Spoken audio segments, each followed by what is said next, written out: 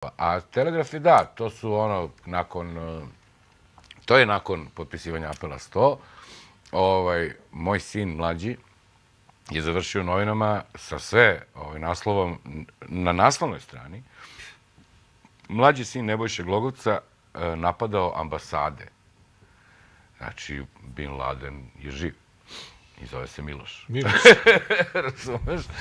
I šta se u stvari desilo? Grupa klinaca je prolazila pored austrijske ambasade, ovamo malo niže, tamo je ogromno gradilište već, ne znam koliko. I on je uzeo jedan veliki kamen da se malo pred drugarima hvali kako on nosi taj veliki blok. I onda mu je dosadilo, naravno, i pustio ga je tu. Ali pored ovako, to je sve to gradilište. I ovako idu prema onoj kućici i on ga je tu bacio. Iz kućice istočavaju dva čuvara i kažu, ko je gađao kamenom ambasadu? Ko je bacio kamen ambasadu? Ovi kažu, nisu mi bacali kamen ambasadu. Spustili smo dobro. Samo sam ga spustio, nisam ni... Ne, policija. Dobro, kao, evo, sačekat ću. On odluči sa prijateljem da sačeka policiju, jer ne vidi ništa šta je greška. Ovi ostali odu. U prolazu na gore, neko kucne na vrata francuske ambasade i produže dalje.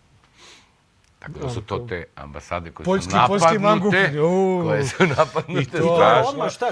I onda je moj Miloš sačekao policiju, rekao im je sve šta je bilo, bili Pera, Žika, Laza, mi smo šetali, ja sam spustio kamen, to je nekoga uznemirilo i eto. I stiglo do Telegrafa, čoveče. I kaže Pera, Žika, Laza. Pera, Žika, Laza su svi pozvani na sva imena koje je izgovorio, njihovi roditelji su morali da dođu da je izjavu u policiji. Devojčica koja je prijavljena valjda u Užicu, a živi u Beogradu ili obrnuto, je morala također roditelje iz Užica da ovlači da potvrde gde ona živi, da sve to. Jedan totalni galimatijas je nastao. Da, kako revnosno. Imamo slučajeve neki koji tako provlače se bez veze. Sa po 5 miliona u džepu, 10, Boga pitaj koliko. I eto, tako je moj sin. I završilo je u Telegrafu. I da, poenta je, znači ništa toj deci naravno nisu mogli, potpuno je sve, potpuno je iluzija, budalaština. I tako dalje. I u Telegrafu osvanjuje naslov mlađi sin Nebojše Glogovca napadao ambasade. Znači neka drukara... Ko je to stanje?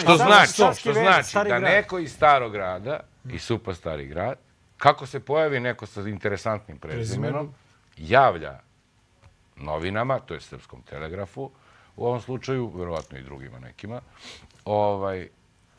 da je to taj, da je bilo to i to. I za to dobije možda nekih 50 evra. Je to sam? Pritom, to je kažnjivo. To ne sme se dešava. Apsolutno ne sme se iznositi takvi podaci. Možda eventualno dobije znak pitanja samo na naslovu.